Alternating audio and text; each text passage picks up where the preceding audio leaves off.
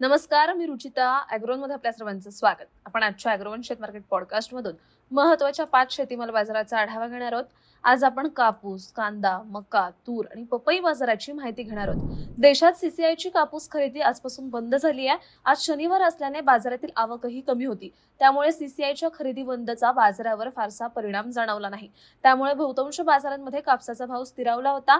आज कापसाला प्रति क्विंटल सरासरी 7,300 ते 7,800 रुपयांच्या दरम्यान भाव मिळाला होता. सोमवारपासून कापसाची दैनंदिन आवक सुरळीत होईल, त्यावेळी याचा बाजारावर परिणाम दिसू शकतो, असा अंदाज कापूस बाजारातील अभ्यासकांनी व्यक्त केलाय. देशातील बाजारात सध्या कांदा भावावर दबाव कायम आहे. बाजारातील कांदा आवक सुधारतीये. रब्बीतील कांद्याची आवक अनेक भागात वाढली आहे. त्यातच उष्णताही वाढतीये. वाढलेल्या उन्हामुळे कांद्यावरही परिणाम होतोय. तसंच युद्धामुळे कांदा निर्यातीवरही परिणाम जाणवतोय. यामुळे कांद्याचा भाव दबावात असून सध्या बाजारात 700 ते 1200 रुपयांच्या दरम्यान कांदा विकला जातोय.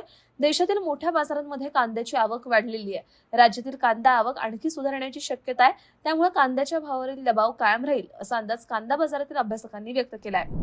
देशातील बाजारात मक्याची आवक स्थिरावलेली आहे. सध्याची आवक गेल्या वर्षीच्या तुलनेत अधिक आहे. खरीपातील वाढलेल्या उत्पादनामुळे यंदाची आवक सुरुवातीपासूनच अधिक राहिलेली आहे.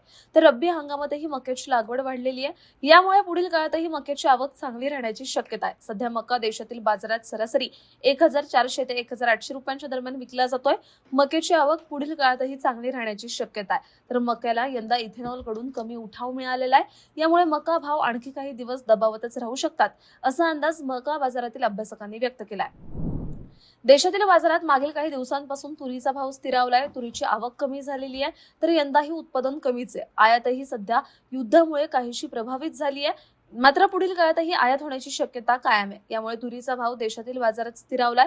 सध्या तुरीला प्रति क्विंटल सरासरी 7,300 ते 7,900 रुपयांच्या दरम्यान भाव मिळतोय. बाजारातील आवक पुढील काळात काहीशी कमी होण्याची शक्यता आहे. याचा आधार तुरीच्या भावाला मिळेल, असा अंदाज तूर बाजारातील अभ्यासकांनी व्यक्त केलाय. राज्यातील बाजारात पपईला चांगलाच उठाव आहे. वाढत्या उष्णतेमुळे पपईला मागणी वाढतीये. तर बाजारातील पपईची आवक सरासरीपेक्षा सध्या कमीच आहे. वाढत्या उन्हासोबत मागणी वाढत असल्याने सध्या पपईला प्रति क्विंटल सरासरी 1,600 ते 2,200 रुपये भाव मिळतोय. राज्यातील अनेक भागात सध्या पपईचा तोडा कमी होत असल्याचं शेतकरी सांगतात. तसंच बदलत्या वातावरणाचा पपई पिकालाही फटका बसतोय. पुढील काळातही पपईची बाजारातील आवक काहीशी कमी होण्याची शक्यता आहे. त्यामुळे पपईचा भाव टिकून राहू शकतो, असा अंदाज पपई बाजारातील अभ्यासकांनी व्यक्त केलाय.